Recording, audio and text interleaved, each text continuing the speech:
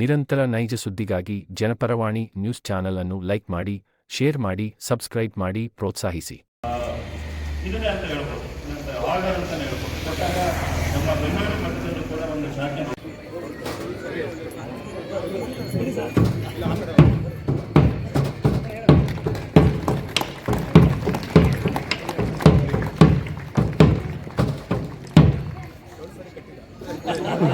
ಜೋರಾದ ಚಪ್ಪಾಳೆ ಬರಬೇಕು ಈ ಉದ್ಘಾಟನೆಗೆ. ಉದ್ಘಾಟಿಸಿದಂತಹ ಸರ್ವರಿಗೂ ಸಹ ನಮನಗಳನ್ನ ಸಲ್ಲಿಸ್ತಾ, ದೀಪದ ಬೆಳಕಿನಿಂದ ಕಿರಣಗಳು ಬಹುದೂರ ಸಾಗುವಂತೆ ಈ ಲೋಕದಲ್ಲಿ ಸತ್ಕಾರ್ಯಗಳು ಪ್ರಜ್ವಲಿಸುತ್ತವೆ ಎನ್ನುವಂತಹ ಒಂದು ಮಾತಿದೆ.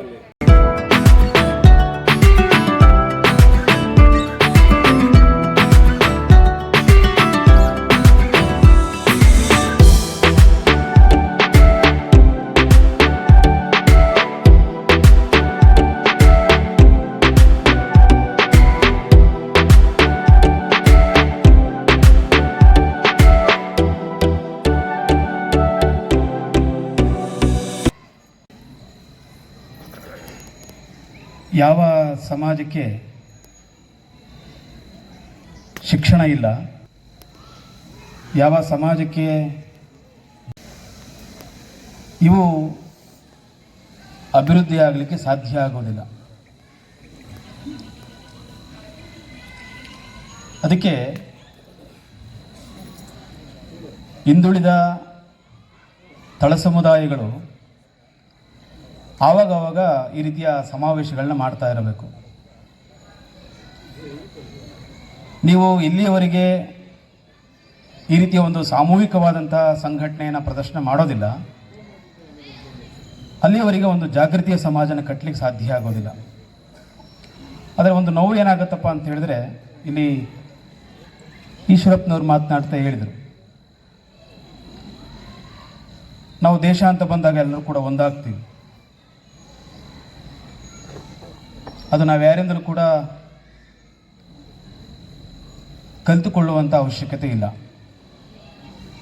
ಆದರೆ ಭಾರತ ದೇಶದಂಥ ಈ ವಿಶಾಲವಾದಂಥ ದೇಶದಲ್ಲಿ ಹಲವು ಜಾತಿಗಳಿದ್ದಾವೆ, ಹಲವು ಧರ್ಮಗಳಿದ್ದಾವೆ, ಹಲವು ಸಂಸ್ಕೃತಿಗಳಿದ್ದಾವೆ. ಅದರ ಜೊತೆಗೆ ಅಪರೂಪಕ್ಕೇನಾದರೂ ನಾನು ಹಾಗೆ ಮಾತನಾಡ್ತಾ, ಈ ಹಿಂದುಳಿದ ಸಮುದಾಯಗಳಲ್ಲಿ ಈಗ ಸ್ವಲ್ಪ ಸಮಾಜದಲ್ಲಿ ಅತಿ ಹೆಚ್ಚು ಗುರುತಿಸಿಕೊಳ್ಳುವಂಥ ಒಂದು ಪ್ರಯತ್ನ ಯಾವುದೈತೆ ಅದು ಕುರುಬ ಸಮುದಾಯ. ಕುರುಬರು ಏನಾದರೂ ಒಂದು ಕಡೆ ಸೇರಿ ಸಮಾವೇಶಗೊಂಡ್ರೆ ಅದನ್ನು ಜಾತಿ ಸಮಾವೇಶ ಅಂಥೇಳಿ ಬಿಂಬಿಸ್ತಾರೆ. ಅಥವಾ ಅಪರೂಪಕ್ಕೆ ಗೊಲ್ಲರು, ತಿಗಳರು, ಮಡಿವಾಳರು ಈ ರೀತಿಯ ಸಣ್ಣ ಪುಟ್ಟ ಸಮುದಾಯಗಳು ಏನಾದರೂ ಒಟ್ಟಿಗೆ ಸೇರಿ ಏನೋ ಸಮಾವೇಶಗೊಂಡ್ರೆ ಇವರು ಜಾತಿ ಮಾಡ್ತಾರೆ ಅಂಥೇಳಿ ಬಿಂಬಿಸ್ತಾರೆ. ಅದರ ಮುಂದುವರೆದ ಸಮುದಾಯದವರು ಕಾರ್ಯಕ್ರಮಗಳು ಮಾಡಿದರೆ ಅದನ್ನು ಧರ್ಮಸಭೆ ಅಂತೇಳಿ ಬಿಂಬಿಸ್ತಾರೆ. ನೀವು ಗಮನಿಸ್ಬೇಕಿದನ್ನು. ಅವರು ಮಾಡೋದು ಜಾತಿಯನ್ನೇ. ಮೊನ್ನೆ ಇಲ್ಲಿ ಶ್ಯಾಮ ಶಿವಶಂಕರಪ್ಪರು ಬಂದಿದ್ದರು ಇಲ್ಲಿ. ಅವರು BJP ಸಂಸದರನ್ನ ಮುನ್ನೊಂದ್ಸರಿ ಮತ್ತೆ ಆಯ್ಕೆ ಮಾಡಿ ಅಂತ ಹೇಳ್ತಾರೆ. ಅವರು ಕಾಂಗ್ರೆಸ್ ಪಕ್ಷದವರು. ರಾಘವೇಂದ್ರ BJP ಸಂಸದರು. ನೋಡಿ ಹೇಗಿದೆ ಅಂತ ಹೇಳಿದ್ರೆ, ಜಾತಿ ಪ್ರೇಮ ಎಷ್ಟು ಬೇಗ ಅಲ್ಲಿ ಕೆಲಸ ಮಾಡುತ್ತೆ ಅನ್ನುವಂಥದ್ದು. ಅದನ್ನೇ ಏನಾದರೂ ನಮ್ಮ ಈಶ್ವರಪ್ಪ, ಪ್ರಸನ್ನ ಕುಮಾರ್ ಆ ಥರ ಜಾತಿ ಪ್ರೇಮ ಮಾಡಿಬಿಟ್ರೆ ಅವ್ರಿಗೆ ಪಕ್ಷದ ಮೇಲೆ ಒಂದು ನೋಟಿಸ್ ಜಾರಿ ಮಾಡಿಬಿಡ್ತಾರೆ. ಅಂದರೆ ಪ್ರಬಲ ಸಮುದಾಯಗಳು ಏನು ಬೇಕಾದರೂ ಮಾಡಲಿಕ್ಕೆ ಅವಕಾಶ ಇದೆ. ಈಗ ತಾನೇ ರಾಜಕೀಯವಾಗಿ, ಶೈಕ್ಷಣಿಕವಾಗಿ ಒಂದು ದಾಪುಗಾಲು ಇಡ್ತಾ ಇರುವಂಥ ತಳ ಸಮುದಾಯಗಳೇನಾದರೂ ಜಾಗೃತಿ ಆದರೆ ಅದನ್ನು ಆಕ್ಷೇಪಿಸುವಂತಹ ಮನಸ್ಸುಗಳು ನಮ್ಮ ಮಧ್ಯೆ ಇದ್ದಾವಲ್ಲ ಅನ್ನೋದನ್ನು ಇವತ್ತು ನಾವೆಲ್ಲರೂ ಕೂಡ ಅರ್ಥೈಸ್ಕೊಳ್ಬೇಕಾಗಿದೆ ಹಾಗೆ ಅಂತೇಳಿ ಈ ಸಮುದಾಯಗಳಲ್ಲಿ ಬರಬೇಕು. ನನಗೆ ಭಾಳ ಖುಷಿ ಆಯಿತು ವಿನಯ್ ಕುಮಾರ್ ಅವರ ಮಾತುಗಳನ್ನು ಗಮನಿಸಿ.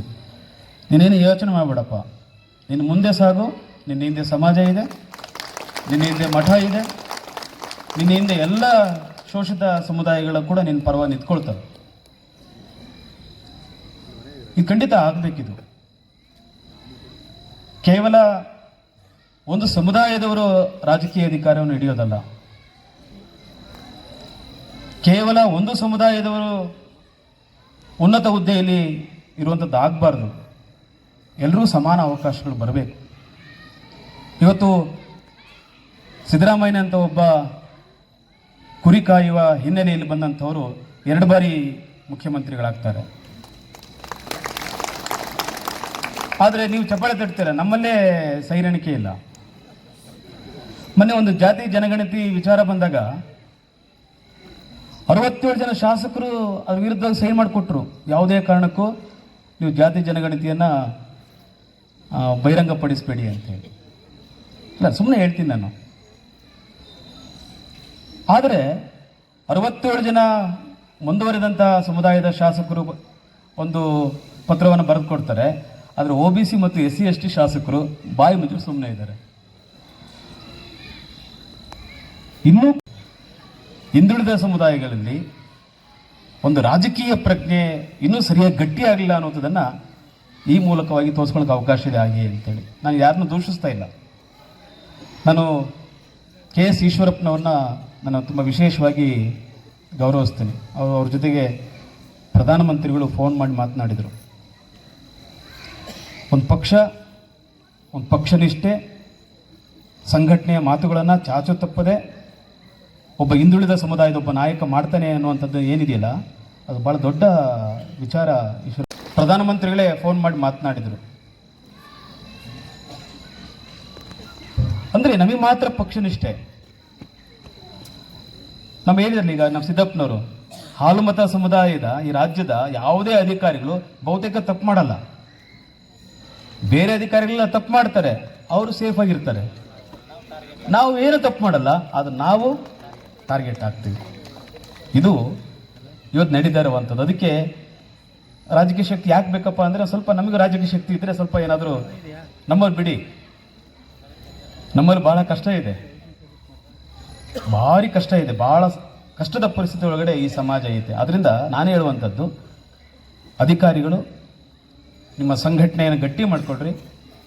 ಯಾವುದೇ ಸಂದರ್ಭ, ಯಾವುದೇ ಅಧಿಕಾರಿಗಳಿಗೆ, ನೌಕರರಿಗೆ ಸಮಸ್ಯೆ ಬಂದಂಥ ಸಂದರ್ಭದೊಳಗಡೆ ಜಿಲ್ಲಾ ಕನಕ ನೌಕರ ಸಂಘ ನೀವು ಮುಂದೆ ನಿಂತ್ಕೊಳ್ಳಿ.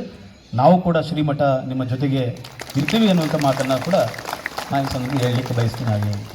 ಇಷ್ಟು ಮಾತನಾಡಿದರೆ ಆ ಕುರುಬರು ಸ್ವಾಮಿಗಳು ಬರೀ ಜಾತಿ ಮಾಡ್ತಾರೆ ಅಂತ ಮಾತು. ನಾವು ಜಾತಿ ಮಾಡಲೇಬೇಕು.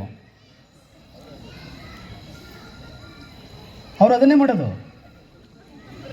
ಅದು ನಾವು ಮಾಡಿದ್ರೆ ಮಾತ್ರ ಅವರಿಗೆ. ಅದಕ್ಕೆ ಸಿದ್ದರಾಮಯ್ಯನವರು ಯಾವಾಗಲೂ ಕೂಡ ಅವ್ರ ಮಾತನ್ನು ಯಾವಾಗಲೂ ಕೂಡ ಹೇಳ್ತಾ ಇರ್ತಾರೆ, ಈ ರೀತಿ ಹಿಂದುಳಿದ ಸಮುದಾಯಗಳು ಒಂದು ಕಡೆ ಯಾವಾಗಲೂ ಸೇರಿಕೊಂಡು ಸಮಾವೇಶ ಮಾಡಿರಿ, ನಾನು ಬಂದು ಭಾಷಣ ಮಾಡ್ತೀನಿ, ಅವೆಲ್ಲ ಕೂಡ ಒಗ್ಗಟ್ಟಾಗೋ ಅಂತ ಮಾತನ್ನು ಆಗಿಂದಾಗಿ ಅವರು ನೆನಪಿಸ್ಕೊಳ್ತಾರೆ ಅನ್ನುವಂಥ ಮಾತನ್ನು. ಖಂಡಿತ ಇವತ್ತು ಸಮುದಾಯ ಜಾಗೃತ ಆಗಬೇಕಾಗಿದೆ, ಬೆಳಿಬೇಕಾಗಿದೆ. ಎಲ್ರಿಗೂ ಸಮಾನವಾದಂಥ ಅವಕಾಶಗಳು ಈ ಸಮಾಜದಲ್ಲಿ ಸಿಗಬೇಕಾಗಿದೆ. ಆ ಹಿನ್ನೆಲೆಯಲ್ಲಿ ನಾವು ಕುರುಬರು ಜಾತಿ ಮಾಡಲಿಲ್ಲ. ನೀವೆಲ್ಲ ನೋಡ್ಕೊಂಬನ್ನಿ. ನೀವು ಬೀದರ್ನಿಂದ ಚಾಮರಾಜನಗರದವರೆಗೆ ಎಲ್ಲೆಲ್ಲಿ ವಿದ್ಯಾರ್ಥಿ ನಿಲಯ ಇದ್ದಾವೆ, ಎಲ್ಲಿಯೂ ಕೂಡ ಕುರುಬರ ವಿದ್ಯಾರ್ಥಿ ನಿಲಯ ಅಂತ ಇಲ್ಲ.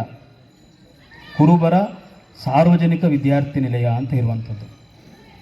ಬ್ರಾಹ್ಮಣ ವಿದ್ಯಾರ್ಥಿ ನಿಲಯ ನೋಡ್ತೀವಿ, ವೀರಶೈವ ವಿದ್ಯಾರ್ಥಿ ನಿಲಯ ಅಂತ ನೋಡ್ತೀವಿ, ಒಕ್ಕಲಿಗರ ವಿದ್ಯಾರ್ಥಿ ನಿಲಯ ಅಂತ ನೋಡ್ತೀವಿ. ಆದರೆ ಕುರುಬರ ಸಾರ್ವಜನಿಕ ವಿದ್ಯಾರ್ಥಿ ನಿಲಯ ಅಂಥೇಳಿ ಯಾವ ಸಮುದಾಯ ಕೂಡ ಮಾಡಿಲ್ಲ. ಯಾಕೆಂದರೆ ಕುರುಬರು ಎಲ್ಲ ಸಮುದಾಯಗಳನ್ನು ತನ್ನೊಟ್ಟಿಗೆ ತೆಗೆದುಕೊಂಡು ಹೋಗುವಂತಹ ಒಂದು ಧೀಶಕ್ತಿ ನಮ್ಮ ಸಮಾಜದಲ್ಲಿದೆ. ನಾವು ಕೇವಲ ನಮಗಾಗಿ ನಾವು ಯೋಚನೆ ಮಾಡಿದವರಲ್ಲ. ಶಿವಮೊಗ್ಗ ಇದೆ, ದಾವಣಗೆರೆ ಇದೆ, ಹೊಸದುರ್ಗ ಇದೆ. ಇವತ್ತು ದಿವಂಗತ ಚೆನ್ನಯ್ಯ ಒಡೆಯರವರಿಲ್ಲ, ಬೀರಪ್ಪ ಅಂತೇಳಿ ಫಸ್ಟ್ IAS ಇನ್ ಕರ್ನಾಟಕ, ಅವರು ನಮ್ಮ ಮಧ್ಯೆ ಇಲ್ಲ. ಆದರೆ ಅವರು ಸ್ಥಾಪನೆ ಮಾಡಿದಂಥ ವಿದ್ಯಾರ್ಥಿ ನಿಲಯ ಇದೆ. ಈಗಲೂ ಕೂಡ ಸಾರ್ವಜನಿಕ ವಿದ್ಯಾರ್ಥಿ ನಿಲಯ ಅಂತಲೇ ನಮ್ಮ ವಿದ್ಯಾರ್ಥಿ ನಿಲಯಗಳು ಇರುವಂಥದ್ದು. ಅಂದರೆ ಕುರುಬರು ತನ್ನ ಜಾತಿಯನ್ನು ಅಷ್ಟೇ ನೋಡಿಕೊಳ್ಳದೆ ಯಾರ್ಯಾರು ಅವಕಾಶ ವಂಚಿತ ಆಗಿರುವಂಥ ಸಮುದಾಯಗಳನ್ನು ತನ್ನೊಟ್ಟಿಗೆ ತೆಗೆದುಕೊಂಡು ಹೋಗುವಂಥ ಉದಾರ ಗುಣ ಇದೆಯಲ್ಲ, ಇದು ಬಹಳ ಮಹತ್ವದ್ದು ಹಾಗೆ ಅಂತೇಳಿ. ಆ ಹಿನ್ನೆಲೆಯಲ್ಲಿ ಇವತ್ತು ಈ ಒಂದು ಕುರುಬ ಸಮುದಾಯ ತನ್ನೊಟ್ಟಿಗೆ ಎಲ್ಲರೂ ಕೂಡ ಕರ್ಕೊಂಡು ಹೋಗ್ಬೇಕು. ಅದಕ್ಕೆ ನಾವೊಂದು ಟೀಮ್ ಮಾಡಿದ್ದೀವಿ ನಾವು, ದಲಿತ ಹಿಂದುಳಿದ ಮಠಾಧಿಪತಿಗಳ ಒಕ್ಕೂಟ. ಬಹುಶಃ ಈ ಸಂದರ್ಭದಲ್ಲಿ ನಾವು ಈಶ್ವರಪ್ಪನವರಿಗೆ ಅಭಿನಂದನೆ ಹೇಳ್ತೀವಿ. ನಾವೆಲ್ಲ ಹಿಂದುಳಿದ ಸ್ವಾಮಿಗಳವ್ರ ಮನೆಗೆ ಹೋದಾಗ ನಮ್ಮನ್ನು ಭಾಳ ವಿಶೇಷವಾಗಿ ಗೌರವಿಸಿ ಕೂಡಿಸಿ ಜಗದೀಶ್ ಶೆಟ್ಟರ್ ಹತ್ರ ಮತ್ತು ಸದಾನಂದ ಗೌಡ್ರ ಹತ್ರ ನಮ್ಮನ್ನೆಲ್ಲ ಕೂಡ ಕರ್ಕೊಂಡೋಗಿ ನೂರಾರು ಕೋಟಿ ರೂಪಾಯಿಗಳನ್ನು ಹಿಂದುಳಿದ ಸಮುದಾಯಗಳಿಗೆ ಅವರ ಅಧಿಕಾರದಲ್ಲಿದ್ದಾಗ ನಮಗೆ ಅವಕಾಶ ಮಾಡಿಕೊಟ್ಟರು. ಅದರ ನೇತೃತ್ವ ನಮ್ಮ ನಿರಂಜನಾನಂದಪುರಿ ಮಹಾಸ್ವಾಮಿಗಳವರು.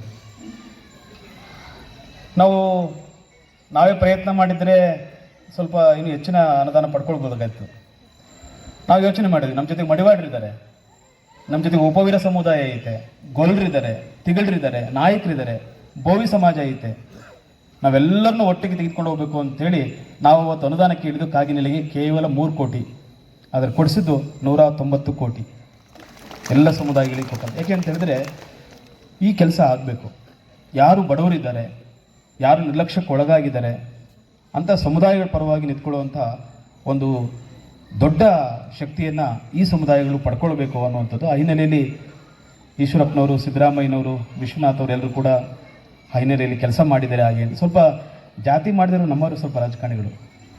ಸಿದ್ದರಾಮಯ್ಯನೂ ಅಷ್ಟೇ, ನಮ್ಮವ್ರನ್ನೆಲ್ಲ ಹತ್ರ ಇಟ್ಕೊಳಲ್ಲ, ಭಾಳ ಜನ ಮಾತನಾಡ್ತಾರೆ, ಅದು ಭಾಳ ಹತ್ರ ಏನಿಲ್ಲ. ಹಂಗೆ ನಮ್ಮದು ಹಂಗೆ ಅಂತ ಹೇಳಿದ್ರೆ ಪರರಿಗೆ ಉಪಕಾರಿ ಮನೆಗೆ ಮಾರಿ ಅಂತ ನಾವು ಅನುಭವಿಸ್ತಿರೋದು. ಮನೆಗೆ ಮಾರಿ ಪರರ ಉಪಕಾರಿ.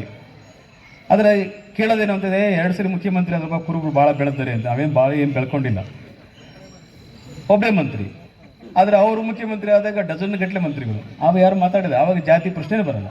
ಸಿದ್ದರಾಮಯ್ಯ ಏನಾದರೂ 2-3 ಜನ ಮಾಡಿಬಿಟ್ರೆ ಸಿದ್ದರಾಮಯ್ಯ ಏನೋ ಜಾತಿ ಮಾಡೋದಂತ ಪ್ರಸ್ತಾಪ ಮಾಡ್ತಾರೆ.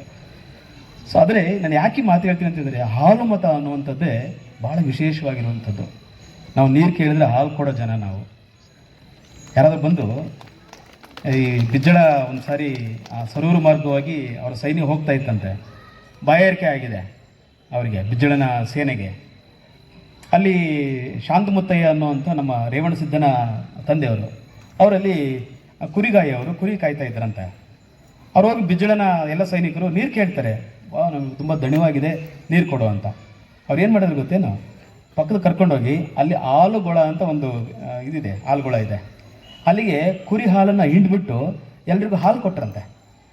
ಆಗ ಅವ್ರು ಹೇಳಿದಂತೆ, ಏನೋ ವಿಶೇಷ ಇದೆ ನಿಮ್ಮಲ್ಲಿ, ನೀವು ಯಾರಂತ ಕೇಳಿದಾಗ ನಾವು ಹಾಲು ಮತದವರು ಅಂತ ಹೇಳಿದ್ರು ಅವರು. ಹಾಗೆ ಅಂತೇಳಿ ಅಂದರೆ ನೀರು ಕೇಳಿದರೆ ಹಾಲು ಕೊಟ್ಟಂಥ ಸಮುದಾಯ ಇದು.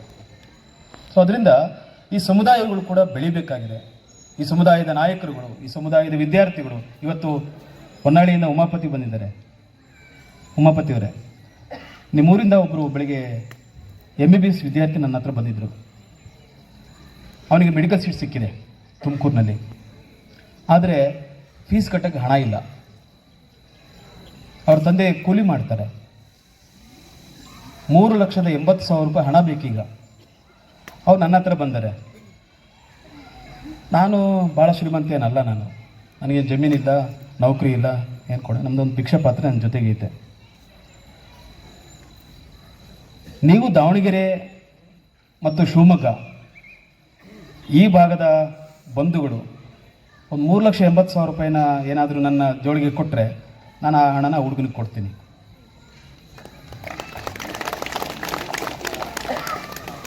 ಇದನ್ನೇ ಮಾಡಬೇಕಾದ್ದು ಅಂತೇಳಿ. ಯಾಕೆಂದರೆ ಇಂಥ ಅನೇಕ ಪ್ರಕರಣಗಳು ನಮ್ಮ ಸಮಾಜದಲ್ಲಿದ್ದಾವೆ. ಪ್ರತಿಭೆ ಇದೆ, ಅವ್ರಿಗೆ ಬಡತನ ಇದೆ. ದಯಮಾಡಿ ಹೇಳ್ತೀನಿ, ನಮ್ಮ ನೌಕರ ಸಂಘದ ಎಲ್ಲ ಪದಾಧಿಕಾರಿಗಳಲ್ಲಿ ಮತ್ತು ನಮ್ಮ ಸಮುದಾಯದ ಹಿರಿಯ ಮುಖಂಡರುಗಳಲ್ಲಿ ಬಂದಿರುವಂಥ ಎಲ್ಲ ಭಕ್ತರಲ್ಲಿ ಒಂದು ವಿನಂತಿ ಏನು ಅಂತ ಹೇಳಿದ್ರೆ, ನಾವು ಇವತ್ತು ಅವರಿಗೆ ಒಂದು ಅನಾಥ ಪ್ರಜ್ಞೆಯನ್ನು ಕಾಡಬಾರ್ದು. ಆ ಹುಡುಗನಿಗೆ ಯಾರೇ ಇರಲಿ, ಅವನು ಈ ರಾಜ್ಯದ ಯಾವುದೇ ಒಂದು ಮೂಲೆಯ ಹುಡುಗ ನನಗೆ ಬಡತನ ಇದೆ ಅಂತೇಳಿ ತನ್ನ ಪ್ರತಿಭೆಯನ್ನು ಅಲ್ಲಿ ಹಾಗೆ ಅವನು ಅದು ಹೋಗ್ಲಿಕ್ಕೆ ಬಿಡಬಾರ್ದು.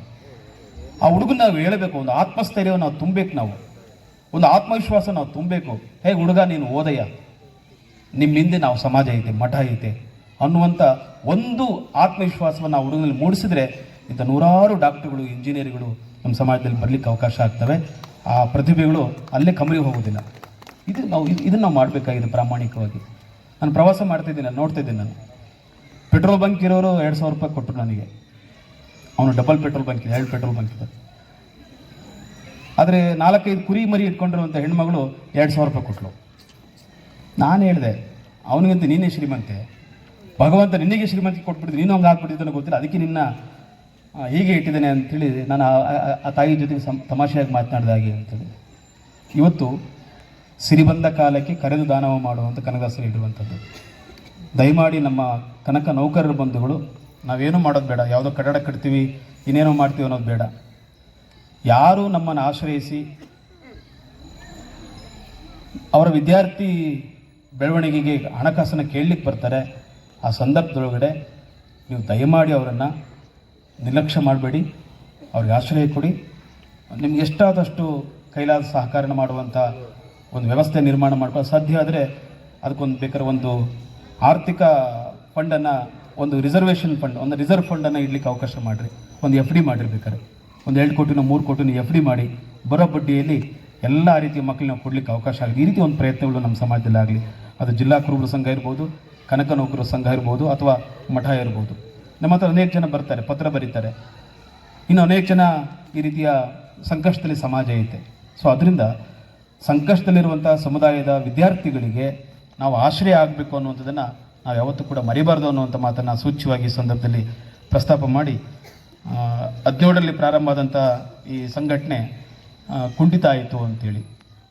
ಆಮೇಲೆ ಸಿದ್ದಪ್ಪನವ್ರು ಹೇಳಿದರು, ಬುದಿ ಭಾರಿ ಕಷ್ಟಪಟ್ಟು ಇದೆಲ್ಲ ಮಾಡಿದ್ವಿ, ಭಾಳ ಜನ ಬರಲಿಲ್ಲ ಅಂತ. ಯೋಚನೆ ಮಾಡೋದು ಬೇಡ. ಯಾವಾಗಲೂ ಒಳ್ಳೆಯ ಕಾರ್ಯಕ್ರಮಗಳಿಗೆ ಜನ ಸಹಕಾರ ಕಡಿಮೆ ಇದೆ ಅಂತೇಳಿ ಬೇಸರ ಆಗೋದು ಬೇಡ. ಈ ಕಾರ್ಯವನ್ನು ಮುಂದುವರಿಸ್ರಿ, ಯಾವ ಕಾರಣಕ್ಕೂ ನಿಲ್ಲಿಸಬೇಡಿ. ಪ್ರತಿ ವರ್ಷ ಶಿವಮೊಗ್ಗ ನಗರದಲ್ಲಿ ಕನಕ ನೌಕರರು ಸೇರ್ಕೊಳ್ಳಿ, ಸಮಾವೇಶಗೊಳ್ಳ್ರಿ, ನಿಮ್ಮ ಕಾರ್ಯಕ್ರಮಗಳನ್ನ ನೀವು ಮಾಡ್ತಾ ಹೋಗ್ರಿ, ಜನ ನಿಮ್ಮಿಂದೇ ಇರ್ತಾರೆ. ನಮ್ಮಲ್ಲಿ ಏನಾಗಿದೆ ಅಂತ ಹೇಳಿದ್ರೆ ಅಪ್ರೂವ್ ಎಲ್ಲ ಸೇರ್ಕೊಂಡ್ಬಿಡ್ತೀವಿ, ಒಂದ್ಸಲ ಜೋರ ಡೊಳ್ಳು ಹೊಡಿತೀವಿ. ಒಂದು ಸರಿ ಡೊಳ್ಳು ಹೊಡೆದ್ಬಿಟ್ರೆ ಮತ್ತು ಮುಂದೆ ವರ್ಷಕ್ಕೆ ಆ ಡೊಳ್ಳು ಇರಲ್ಲ, ಕಟ್ಟೋನು ಇರಲ್ಲ, ಹೊಡೆಯೋನು ಇರಲ್ಲ. ನೀವು ನಮ್ಮ ಸಮುದಾಯದ ಅಂದರೆ ಆರಂಭ ಶೂರ್ತನ ನಾವು ಜಾಸ್ತಿ. ಅದರಿಂದ ನೀವು ಪ್ರತಿ ವರ್ಷ ಈ ರೀತಿ ಕಾರ್ಯಕ್ರಮಗಳನ್ನ ಆಯೋಜನೆ ಮಾಡಿ, ಪ್ರತಿಭಾ ಪುರಸ್ಕಾರ ಅನ್ನುವಂಥ ಕಾರ್ಯಕ್ರಮಗಳನ್ನ ಆಯೋಜನೆ ಮಾಡಿರಿ. ನಾನು ನೋಡ್ತೀನಿ, ನಾನು ಭಾಳ ಕಡೆ ಕಾರ್ಯಕ್ರಮ ಮಾಡ್ತಾರೆ. ಅವ್ರು ಯಾಕೆ ಮಾಡ್ತಾರೆ ಅಂತ ಹೇಳಿದ್ರೆ, ಯಾವ ಒಬ್ಬ ವ್ಯಕ್ತಿಯನ್ನು ಆ ಮೂಲಕ ಒಪ್ಪಿಸ್ಕೋಬೇಕು ಅಂದರೆ ಅದೇನು ಹೇಳ್ತಾರೆ ಅದಕ್ಕೆ ಒಯ್ಬೇಕು ಅಂದರೆ ಅವರು ನೀವು ಭಾಳ ಚೆನ್ನಾಗಿದೆ, ಒಳ್ಳೆ ಕಾರ್ಯಕ್ರಮ ಮಾಡಿದೆ ಅನ್ಬೇಕು. ಮುಂದಿನ ವರ್ಷ ಮಾಡೋದೇ ಬಿಟ್ಬಿಡ್ತಾನೆ ನಾವು. ಅವ್ರು ಅಂದ್ಕೋಬೇಕು ಪ್ರತಿ ವರ್ಷ ಹಿಂಗೆ ಮಾಡ್ತಾರೆ ಕುರುಬರು ಹಾಗೆ ಅಂತೇಳಿ. ನಾನು ಇದನ್ನು ಭಾಳ ಕಡೆ ನೋಡಿದ್ದೀನಿ. 1 ವರ್ಷ ಪ್ರತಿಭಾ ಪುರಸ್ಕಾರ ಮಾಡೋದು, 2ನೇ ವರ್ಷ ನಿಲ್ಲಿಸೋದು. ಆ ಹುಡುಗ ಆ ಕಾರ್ಯಕ್ರಮಕ್ಕೆ ಬಂದಂಥ ವಿದ್ಯಾರ್ಥಿಗಳಲ್ಲಿ ಅವ್ರ ತಮ್ಮನೋ ಅವ್ರ ತಂಗಿನೋ ಬಂದಿರ್ತಾರೆ ಆ ಪ್ರತಿಭಾ ಪುರಸ್ಕಾರಕ್ಕೆ. ಅವ್ರು ಏನು ಯೋಚನೆ ಮಾಡ್ತಾರೆ ಅಂತ ಹೇಳಿದ್ರೆ, ಮುಂದಿನ ವರ್ಷ ನಾನು ಮತ್ತೆ ನಮ್ಮ ಅಕ್ಕಂತ ನಾನು ಆ ಪ್ರಶಸ್ತಿನ ಸ್ವೀಕಾರ ಮಾಡಬೇಕು ಅಂತೇಳಿ ಆ ಹುಡುಗಿ ಕಷ್ಟಪಟ್ಟು ಓದಿ ಹೆಚ್ಚು ಮಾರ್ಕ್ಸ್ ತಗೊಂಡು ಬರ್ತಾಳೆ. ಸನ್ಮಾನ ಮಾಡೋಕ್ಕೆ ನಾವೇ ಇರಲ್ಲ. ಇದು ನಾನು ಗಮನಿಸಿದ್ದೀನಿ. ನಾನು ಇದನ್ನು 2002ರಲ್ಲಿ ಪ್ರಾರಂಭ ಆದಂಥ ಪ್ರತಿಭಾ ಪುರಸ್ಕಾರವನ್ನು ಇಲ್ಲಿಯವರೆಗೆ ನಿಲ್ಲಿಸಿಲ್ಲ. 23 ವರ್ಷಗಳಿಂದ ಈ ಕಾರ್ಯಕ್ರಮ ನಿರಂತರವಾಗಿ ಮಾಡ್ತಿದ್ದೆ. ಯಾರು ಬರಲಿ ಬಿಡಲಿ ಏನಾರು ಮಾಡ್ಕೊಳ್ಳಿ ನಮ್ಮದೇನು ಯೋಚನೆ ಮಾಡಲ್ಲ. ನಮ್ಮ ಹುಡುಗರು ಬರ್ತಾರೆ, ವೇದಿಕೆಯಲ್ಲಿ ಕೂಡಿಸ್ತೀವಿ, ಅವ್ರಿಗೆ ಸನ್ಮಾನ ಮಾಡೋದು, ಒಂದು ಕಾರ್ಯಕ್ರಮ ಮಾಡುವ ಹಾಗೆ ಅಂತ. ಈ ರೀತಿಯ ಒಂದು ನಮ್ಮಲ್ಲಿ ಆ ರೀತಿಯ ಒಂದು ಶಿಸ್ತು ನಮ್ಮ ಸಮಾಜದಲ್ಲಿ ಬರಲಿ. ಪ್ರತಿ ವರ್ಷ ಒಂದು ಯಾವ ಕಾರ್ಯಕ್ರಮ ಊಟ ಹಾಕ್ತೀರಾ ಪ್ರತಿ ವರ್ಷ ಮಾಡಿ. ಶಿವಮೊಗ್ಗ ನಗರದಲ್ಲಿ ಜಿಲ್ಲಾ ಕುರುಬರ ಸಂಘ, ನಮ್ಮ ಏನು ಕನಕ ನೌಕರ ಸಂಘ ಇದೆಯಲ್ಲ, ನೀವು ಪ್ರತಿ ವರ್ಷ ಕಾರ್ಯಕ್ರಮನ ಆಯೋಜನೆ ಮಾಡಿರಿ. ಪ್ರತಿ ವರ್ಷ ಈ ರೀತಿಯ ಕಾರ್ಯಕ್ರಮಗಳ ಆಯೋಜನೆ ಮಾಡಿ ಮಕ್ಕಳನ್ನ ಕರೆದು ಅವ್ರ ಕಷ್ಟ ಸುಖ ಕೇಳಿ. ನೀವು ಅವ್ರಿಗೆ ಟ್ರೈನಪ್ ಮಾಡಿ. PUCಲಿ ಅತಿ ಹೆಚ್ಚು ಅಂಕ ಪಡೆದಂಥವ್ರನ್ನ, ಡಿಗ್ರಿಯಲ್ಲಿ ಅತಿ ಹೆಚ್ಚು ಅಂಕ ಪಡೆದಂಥವ್ರನ್ನ ಅವ್ರನ್ನ KS ಮಾಡ್ತಾರೆ, IAS ಮಾಡ್ತಾರೆ. ಈಗ ನಮಗೆ ನಮ್ಮ ವಿನಯ್ ಸಿಕ್ಕಿದ್ದಾರೆ. ಬಹುಶಃ ವಿನಯ್ ಅವರು, ನಾನು ಅವರಿಗೆ ವಿಶೇಷ ಅಭಿನಂದನೆ ಹೇಳೋಕ್ಕೆ ಬಯಸ್ತೀನಿ. ನಾನು ಸುಮಾರು ಮಕ್ಕಳನ್ನ ಅವ್ರ ಹತ್ರ ಕಳಿಸ್ತೀನಿ. ನಾನು ಫೋನ್ ಮಾಡಿ ಹೇಳ್ತೀನಿ, ವಿನಯ್ ಈ ಥರ ಹುಡುಗ ಇದ್ದಾನೆ, ಹುಡುಗಿ ಇದ್ದಾಳೆ, ಅವ್ರು ಬಡತನ ಇದೆ ಅಂತ ಹೇಳಿದಾಗ ಅವ್ರು ಯಾವತ್ತೂ ಅವ್ರನ್ನ ವಾಪಸ್ ಕಳಿಸಿಲ್ಲ. ಎಲ್ಲ ಮಕ್ಕಳನ್ನ ದಾಖಲು ಮಾಡಿಕೊಂಡು ಅವ್ರಿಗೆ ಅವಕಾಶಗಳನ್ನು ಕಲ್ಪಿಸಿಕೊಟ್ಟಿದ್ದಾರೆ ಮತ್ತು ಉದ್ಯೋಗನೂ ಕೂಡ ಕೊಡ್ತಾ ಇದ್ದಾರೆ ಅವರು. ಹೀಗೆ ನಾವೆಲ್ಲರೂ ಕೂಡ ಬಳಸ್ಕೊಂಡು ಅವರನ್ನು ಕೂಡ ನಾವು ಬಳಸ್ಕೊಂಡು, ಈಗದು ದೊಡ್ಡ ಪ್ರತಿಭೆ ಅದು. ವಿನಯ್ ಅನ್ನುವಂಥದ್ದು ಸಾಧಾರಣ ಪ್ರತಿಭೆ ಏನಲ್ಲ, ಅದು ದೊಡ್ಡ ಪ್ರತಿಭೆ. ಅದು ಇವತ್ತು ಇಂಡಿಯಾದಲ್ಲಿ ಟಾಪ್ 10 ಏನು IAS ಕೋಚಿಂಗ್ ಸೆಂಟರ್ಗಳಿದ್ದಾವೆ, ಅದರಲ್ಲಿ ನಮ್ಮ ಇನ್ಸ್ಟಿಟ್ಯೂಟ್ ಸಂಸ್ಥೆಯು ಕೂಡ ಒಂದು ಅನ್ನೋದನ್ನು ನೀವೆಲ್ಲರೂ ಕೂಡ ಗಮನಿಸಬೇಕು ಹಾಗೆ ಅಂತೇಳಿ.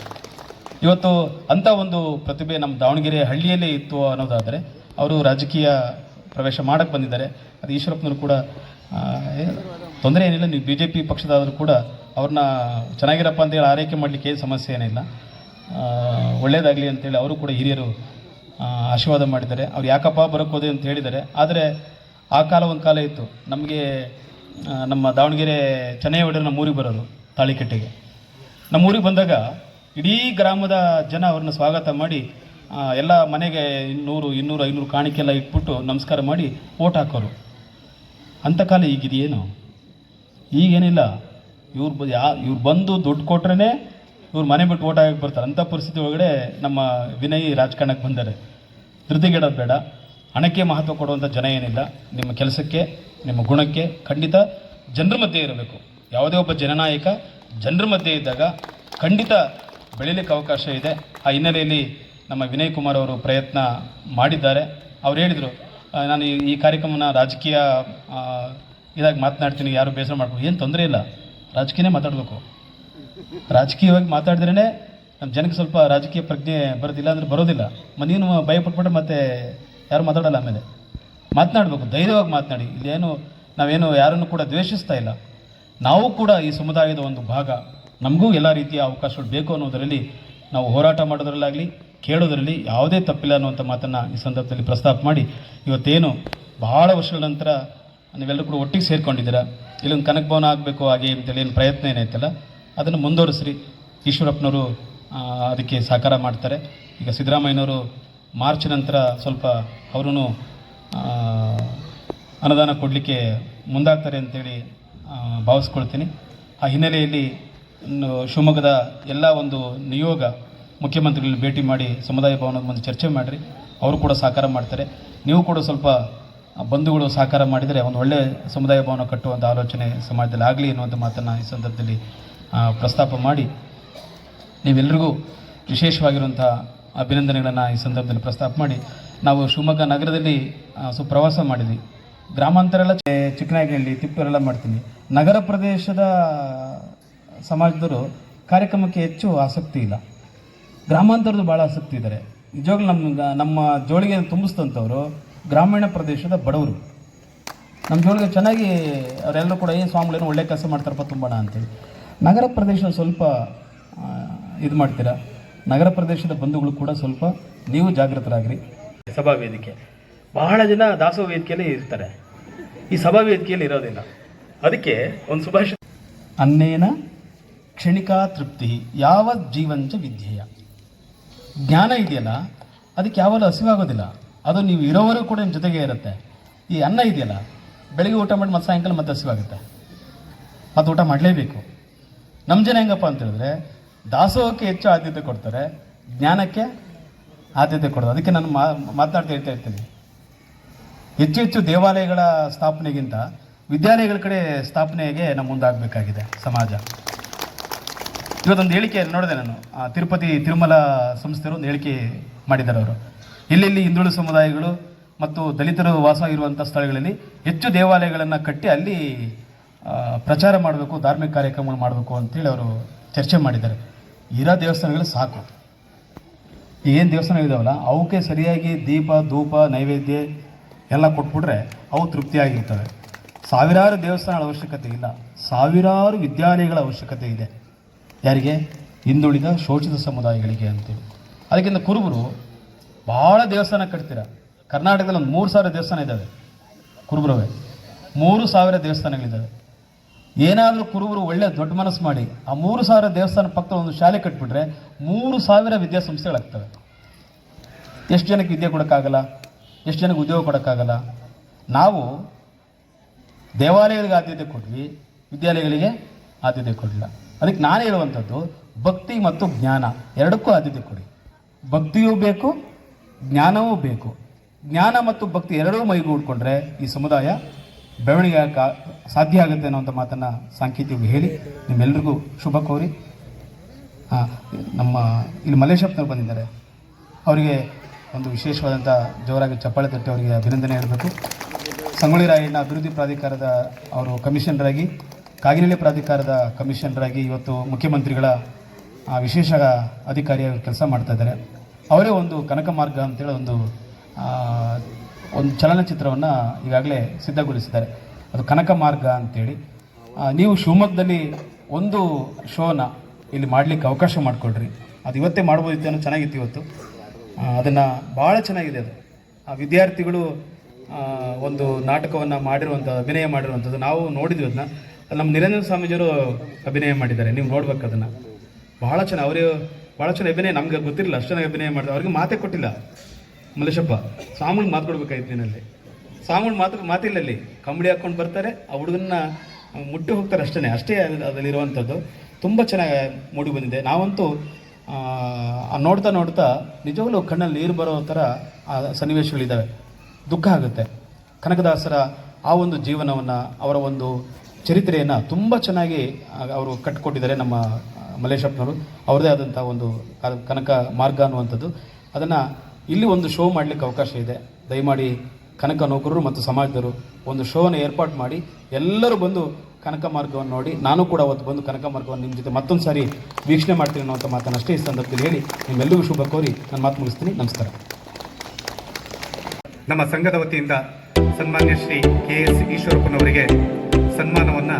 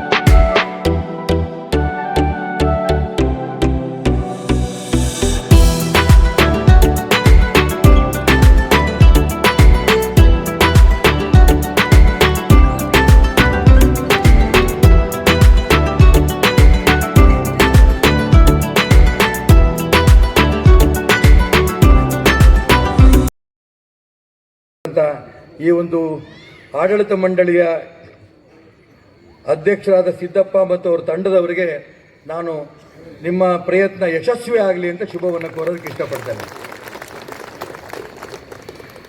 ಇವತ್ತು ಕನಕ ನೌಕರ ಸಂಘದ ಸಮ್ಮೇಳನ ಆಗ್ತಾ ಇರೋದು ತುಂಬ ಸಂತೋಷ. ಇವತ್ತು ಪ್ರತಿ ಒಂದು ವ್ಯವಸ್ಥೆನಲ್ಲೂ ಕೂಡ ಜಾತಿಯನ್ನು ತುಂಬೋಗಿದೆ. ಹೇಳೋದು ನಾವೆಲ್ಲರೂ ಒಂದೇ, ಸರ್ವಜನಾಂಗದ ಶಾಂತಿಯ ತೋಟ, ಈ ಮಾತುಗಳನ್ನು ಪತ್ರಿಕೆಗಳಲ್ಲಿ ಭಾಷಣಗಳಲ್ಲಿ ಭಾಳ ಹೇಳ್ತೇವೆ. ಆದರೆ ನಾವೇ ಸೇರಿದಾಗ ಅದಕ್ಕೆ ತಿಲಾಂಜಲಿ ಇಟ್ಟು ಜಾತಿಗೆ ಒತ್ತು ಕೊಡ್ತಾ ಇರೋಂಥದ್ದು ಇವತ್ತು ಇಡೀ ದೇಶದಲ್ಲಿ ನಾವು ಕಾಣ್ತಾ ಇದ್ದೇವೆ. ಆ ಸಮಾಜ ಈ ಸಮಾಜ ಅಲ್ಲ, ಇದು ಒಳ್ಳೆಯದು ಕೆಟ್ಟದ್ದು ಬೇರೆ. ಯಾವುದೇ ವ್ಯಕ್ತಿ ಮನೇಲಿ ಹುಟ್ಟಿರ್ತಾನೆ, ಮನೆಯಲ್ಲಿ ಹುಟ್ಟಿದಂಥ ವ್ಯಕ್ತಿ ತನ್ನ ಕುಟುಂಬವನ್ನು ಅಭಿವೃದ್ಧಿ ಮಾಡೋದು ಖಂಡಿತ ತಪ್ಪಲ್ಲ. ಹುಟ್ಟಿದ ಜಾತಿ ಒಳ್ಳೆ ಕೆಲಸ ಮಾಡೋದು ಖಂಡಿತ ಅದು ತಪ್ಪಲ್ಲ. ಯಾವ ಧರ್ಮದಲ್ಲಿ ಹುಟ್ಟಿರ್ತಾನೆ ಆ ಧರ್ಮಕ್ಕೆ ಅನುಕೂಲ ಮಾಡೋ ದಿಕ್ಕಿನಲ್ಲಿ ಪ್ರಯತ್ನ ಮಾಡಿದ್ರೆ ಅದು ದುಡ್ಡು ಕೇಳಲ್ಲ. ನಿಮ್ದು ತನು ಮನ ಎರಡೇ. ಅದು ನಮಗೆ ಭಾಳ ಪ್ಯಾಂಪ್ಲೆಟ್ಗಳು ಬರ್ತವೆ ಲೋಕಸಭಾ ಆಕಾಂಕ್ಷಿ ಆದಾಗ. ತನು ಮನ ದನ ಬೋಲ್ಡ್ ಆಗಿರ್ತದೆ. ಮೂರನೇದು ನಮಗೆ ದನ ಬೇಡ, ನಿಮ್ಮದು ತನು ಮನ ಆಶೀರ್ವಾದ ಮಾಡಿ ಸಹಾಯ ಮಾಡಿ ಈ ಒಂದು ಕೆಲಸಕ್ಕೆ ನೀವು ಕೂಡ ಕಾರಣೀಭೂತರಾಗಿ ಇದೊಂದು ಸಾಧನೆ ನಾವು ಮಾಡಿ ತೋರಿಸಿದ್ರೆ ಅದರಲ್ಲಿ ಒಂದು ಒಳ್ಳೆ ರಾಜಕೀಯ ಬದಲಾವಣೆ ಆಗ್ತದೆ. ನಾಳೆ ನಿಮ್ಮ ಮಕ್ಕಳಿಗೂ ಕೂಡ ಒಂದು ಧೈರ್ಯ ಬರ್ತದೆ. ಅಲ್ಲಿ ನನ್ನ ಆಸೆ ಏನಪ್ಪ ಅಂತಂದ್ರೆ ಹಳ್ಳಿ ಮಕ್ಕಳು IAS ಮಾಡಿಸ್ಬೇಕು ಅಂತಂದು. ನಾಳೆ MP ಆದಾಗ ಅವ್ರು IAS ಆಗ್ಬೇಕಂತಂದ್ರೆ ಅವರು ಓದೋ ಶಾಲೆ, ಊರಲ್ಲಿರೋ ಶಾಲೆ ಉದ್ಧಾರ ಆಗಬೇಕು. ಆ ಶಾಲೆ ಉದ್ಧಾರ ಆಗಲಿಲ್ಲ, ಅಲ್ಲಿ ಶಿಕ್ಷಣದ ಗುಣಮಟ್ಟ ಇಂಪ್ರೂವ್ ಆಗಲಿಲ್ಲ ಅಂತಂದರೆ ಅವ್ರು ಎಷ್ಟೇ ಕಷ್ಟಪಟ್ಟರು IAS ಆಗೋದು ಕಷ್ಟ ಆಗ್ತದೆ. ಆ ಮೂಲಭೂತ ಸಮಸ್ಯೆ ಪರಿಹಾರ ಆಗ್ಬೇಕಂತಂದರೆ ಶಿಕ್ಷಣವಂತರು, ಪ್ರಜ್ಞಾವಂತರು ಇವತ್ತು ಹೆಚ್ಚಿನ ಸಂಖ್ಯೆಯಲ್ಲಿ ರಾಜಕಾರಣಕ್ಕೆ ಬರಬೇಕು.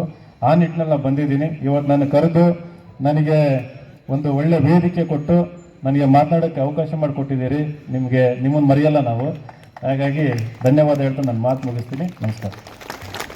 ವಿನಯ್ ಕುಮಾರ್ ಶ್ರೀ GB ಸಂಸ್ಥಾಪಕರು ಯುವ ಜನತೆಗೆ ಸ್ಫೂರ್ತಿ ನೀಡಿದ್ದಾರೆ ಮತ್ತು IAS KS ಅನ್ನು ನಮ್ಮ ಮಕ್ಕಳಿಗೆ ಹೆಚ್ಚಿನದಾಗಿ ಕೊಡಬೇಕಂತ ಹೇಳಿದ್ದಾರೆ. ಅವರಿಗೆ ಹೃತ್ಪೂರ್ವಕವಾದ ಅಭಿನಂದನೆಗಳೊಂದಿಗೆ ಮಾರ್ಗದರ್ಶಕನಿಗೆ ನಿರ್ದೇಶಕರು ಕರ್ನಾಟಕ ಪ್ರದೇಶ ಕುರುಬರ ಸಂಘ ಇವರು ಈ ಕಾರ್ಯಕ್ರಮದ ಕುರಿತು ಒಂದೆರಡು ಅನಿಸಿಕೆಗಳನ್ನ ಮಾತಾಡಬೇಕಾಗಿ ವಿನಂತಿ. ಇರುವಂತಹ ಈಶ್ವರಪ್ಪ ಸಾಹೇಬ್ರೆ, ಅದೇ ರೀತಿ ನಮ್ಮೆಲ್ಲರ ಗುರುಗಳು ಮಾರ್ಗದರ್ಶಕರು ಆದಂತಹ ಮಾಜಿ ವಿಧಾನ ಪರಿಷತ್ ಸದಸ್ಯರಾದಂತಹ ಪ್ರಸನ್ನಣ್ಣನವರೇ, ನಮ್ಮ ಸಮಾಜದ ಮುಖಂಡರಾದಂತಹ ಶ್ರೀಕಾಂತಣ್ಣನವರೇ, ನಮ್ಮ ನಗರ ಮಹಾದೇವಪ್ಪನವರೇ, ಅಧ್ಯಕ್ಷರಾದಂತಹ ರಂಗಣ್ಣನವರೇ ಹಾಗೂ ಮಾಜಿ ಉಪಮಹಾಪೌರರಾದ ಪಾಲಣ್ಣನವರೇ ಹಾಗೂ ಮಾಜಿ ವಿರೋಧ ಪಕ್ಷದ ನಾಯಕಿಯಾದಂತಹ ರೇಖಾ ರಂಗಣ್ಣನವರೇ, ಅದೇ ರೀತಿ ಸಿದ್ದಪ್ಪನವರು ಹಾಗೂ ಕಿಟ್ಟಣ್ಣನವರು, ಚೇತನವರ ಟೀಮ್ನವರಿಗೆ, ನಮ್ಮ ಸಮಾಜದಲ್ಲಿ ನಾವೆಲ್ಲರೂ ಮಾತಾಡ್ತಾ ಇದ್ದೀವಿ ವಿನಃ ಕೆಲಸ ಆಗ್ತಾ ಇಲ್ಲ. ಇವತ್ತು ಸಂಘಟನೆ ಭಾರಿ ಕುಂಠಿತ ಆಗ್ತಾ ಇದೆ. ಅದನ್ನ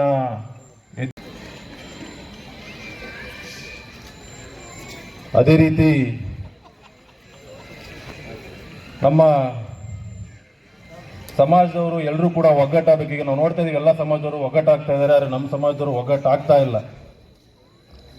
ನಮ್ಮ ಸಮಾಜದವರು ಕೂಡ ಒಗ್ಗಟ್ಟಾಗಿ ನಿಂತರೆ ಮಾತ್ರ ಬೇರೆ ಸಮಾಜ. ಇದನ್ನ ಪರ್ಮಿಷನ್ ತಗೊಂಡಿದ್ದೀನಿ.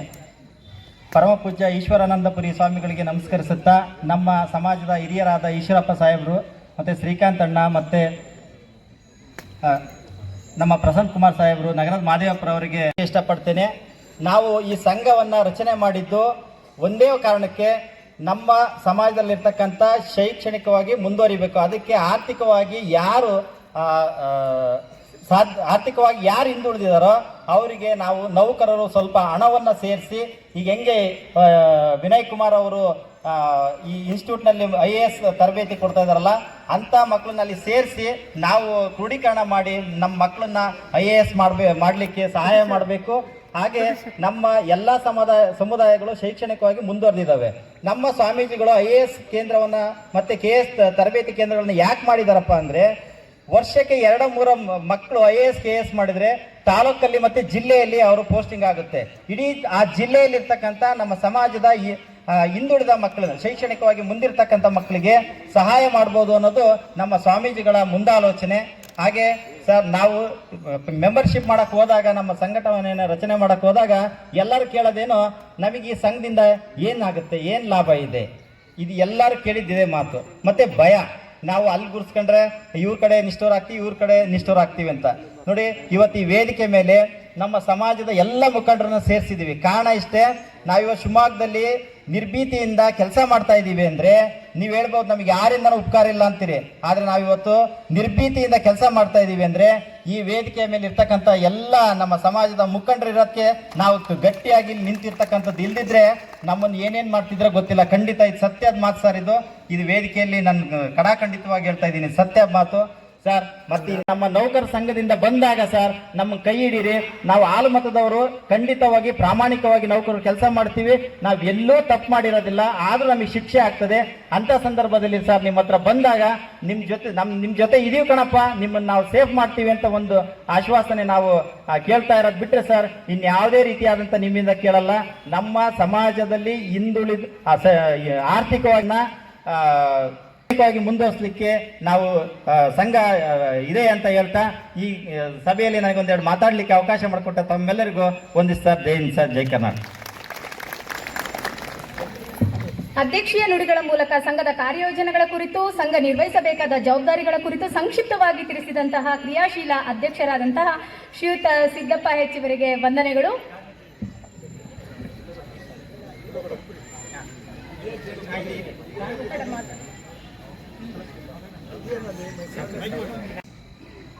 ಕೊಟ್ರೇಶ್ ಅವರೇ,